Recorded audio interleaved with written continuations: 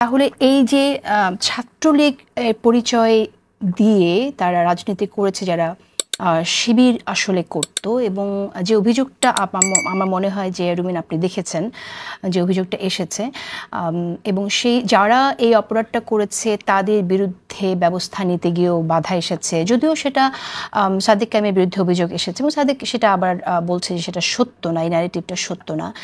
কিন্তু পুরো বিষয়টাই আমাদের মাঝে এমন প্রশ্ন এনে দিচ্ছে যে এখন কে সুপ্ত কে গুপ্ত, কোথায় কে কি করেছে, সেই বিষয়গুলো ধোঁয়াশা লাগছে। আপনার একটু মন্তব্য শুনতে চাই আগে, আপনি কিভাবে দেখছেন? আপনাকে অসংখ্য ধন্যবাদ।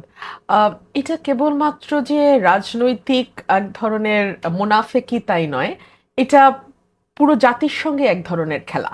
দেখুন, আমরা তো এনসিপিরও অনেক মুখ্য যারা সামনে ছিলেন নেতা, তাদেরকেও তো দেখেছি একসময় ছাত্রলীগের হয়ে কাজ করেছেন, প্রধানমন্ত্রীর সঙ্গে ছবি তুলেছেন এবং সেই ব্যাপারে ধন্যবাদ জানানো হয়েছে, প্রধানমন্ত্রীর প্রশংসা করে ফেসবুকে স্ট্যাটাস দিয়েছেন, বঙ্গবন্ধুর মৃত্যুর দিনে তারা শোক প্রকাশ করেছেন।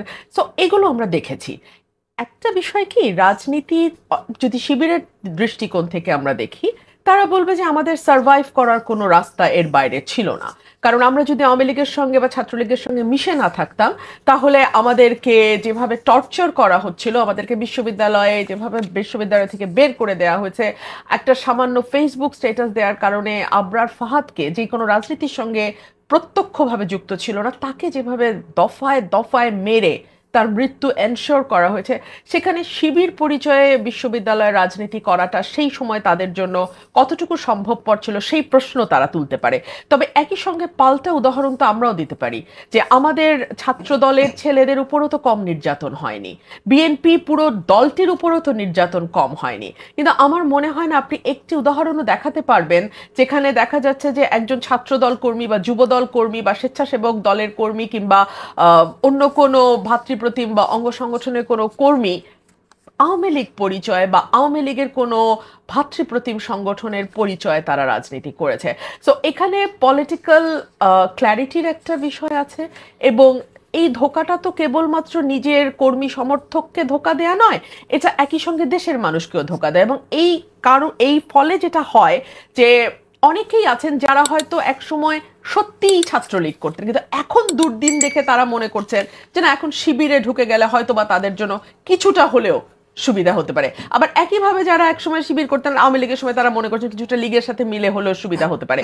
সো আননোন ফেসের এটা হচ্ছে সুবিধা।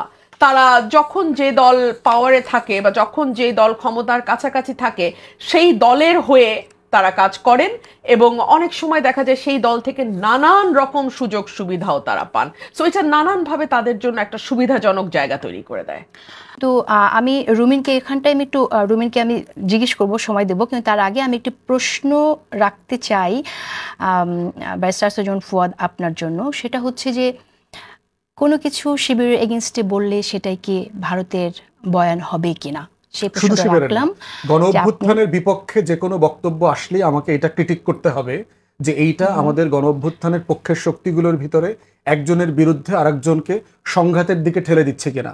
কারণ এই গণ অভ্যুত্থানে ছাত্রদলও জীবন দিয়েছে, শিবিরও জীবন দিয়েছে, বিএনপিও জীবন দিয়েছে, হেফাজত, জামাত, এনসিপি সবাই জীবন দিয়েছে। কিন্তু আমরা যেটা রুমিন যেটা বললো যে ছাত্রদলের বিরুদ্ধে, আপনিও বলেছেন অপরায়ণ রাজনীতির শিকার তো ছাত্রদলও হয়েছে, তো ছাত্রদল কিন্তু আবার আওয়ামী লীগ করেছে, সেই উদাহরণ আমি বহু ঘটনা জানি। ছাত্রদলের ছেলেপেলেরা ছাত্রলীগের কমিটিতে গেছে, আবার রিসেন্টলিও তো ছাত্রলীগ করা ছেলেপেলে পদস্থনে তারা ছাত্রদলের কমিটিতে আসছে না, সমালোচনা হচ্ছে না, বহিষ্কার করেছে। আপনারা তাহলে যারা ছাত্রদলের ছেলেপেলে ছাত্রলীগ করেছে এবং আবার ফিরে আসছে, তাদের গ্রহণ করছেন কেন?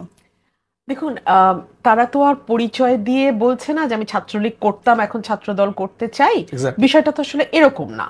আমাদের রাজনীতির গোড়ার যে সমস্যা, আমি ফুয়াদ ভাইয়ের সাথে অনেকাংশে একমত যে আদার্স করে দেওয়া, অন্য করে দেয়া, অপর করে দেওয়া, অ্যাজ ইফ এমন একটা কালচার 15 বছরে তৈরি হয়েছিল যে যদি আপনি আওয়ামী লীগ না করেন, সেটা হার্ডকোর আওয়ামী লীগ হতে পারে, সফট আওয়ামী লীগ হতে পারে, মিডিয়াম আওয়ামী লীগ হতে পারে, যে কোনো ফরম্যাটেই হোক আপনাকে আওয়ামী লীগের ওই খোলসের ভেতর, বয়ানের ভেতর থেকে কাজ করতে হবে।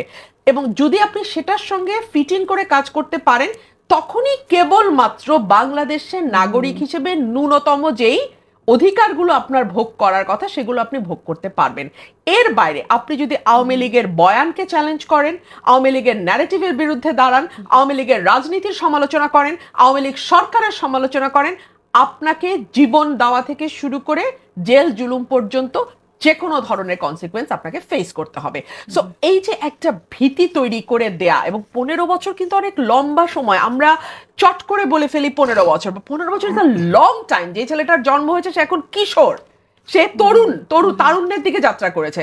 তো 15 বছরে যখন একটা পলিটিক্যাল কালচারের মধ্যে জিনিসটা প্রথিত হয়ে যায় যে তুমি সরকারি বয়ানের বাইরে, সরকারি দলের বয়ানের বাইরে যদি ভিন্ন মত লালন করো, পালন করো, তোমাকে যে কোনো কনসিকুয়েন্সের জন্য রেডি থাকতে হবে। এখন যারা বেঁচে থাকার জন্য ওই প্রসেসটা নিয়েছে, অবলম্বন করেছে, ছাত্র দলে যদি কেউ করে থাকে বা বিএনপিতে যদি কেউ করে থাকে, শিবিরে যদি কেউ করে থাকে, তাদেরকে ভবিষ্যতে ট্রাস্ট করার জায়গায় আমরা কি আশা করব? দেখুন, আমরা যদি পলিটিক্যাল কালচারটা চেঞ্জ করতে না পারি, আমরা কিন্তু 1000 কর্মী, 5000 কর্মী, 10,000 কর্মী বদল করে বা তাদেরকে অবিশ্বাস করে বা তাদেরকে দল থেকে বের করে দিয়ে কিংবা তাদেরকে দলে কোণঠাসা করে রেখে আমরা পলিটিক্স করতে পারবো না। রাজনীতির গোড়ার সমস্যাটাকে, একটা তো ফুয়াদ ভাই বললেন যে আদার্স করে দেয়া এবং তাকে সকল রকম ঝুঁকির মুখে ফেলে দেয়া, আর 2 হচ্ছে লোভের রাজনীতি। কারণ একটা সময় আমি যখন ছোট ছিলাম, আমার বাবার পলিটিক্স আমি দেখেছি এবং তার কাছ থেকে যে বয়ানগুলো শুনেছি যে প্লেন লিভিং হাই থিঙ্কিং, খুব সাদামাটা জীবনযাপন হবে কিন্তু চিন্তাটা হবে অনেক উচ্চ মার্গের। আর এখন হচ্ছে প্লেন থিঙ্কিং হাই লিভিং এর যুগ। পলিটিশিয়ানরা কতজন থাকে গুলশান বনানীর বাইরে আপনি বলেন তো? তাদের সোর্স অফ ইনকাম কি আপনি বলেন তো? কটা পলিটিশিয়ানের আপনি প্রফেশন দেখাতে পারবেন? কটা পলিটিশিয়ান এসছে বাপের জমিদারি থেকে? ম্যাক্সিমামই তো বস্তির থেকে উঠে গিয়ে গুলশানে উঠে গেছে। আমি জেনে বলছি আপনাকে, সকল দলেরই এক চিত্র। ম্যাক্সিমামেরই পারিবারিক ব্যাকগ্রাউন্ড চেক করবেন, ওই ব্যাকগ্রাউন্ডে আপনি কোনো 2-3 পুরুষের ইয়ে তো দূরেই থাক, এক পুরুষের শিক্ষাও খুঁজে পাবেন না। তো তারা অনেকগুলো বিষয় আমরা কথা বলবো। না, আমি শেষ করছি।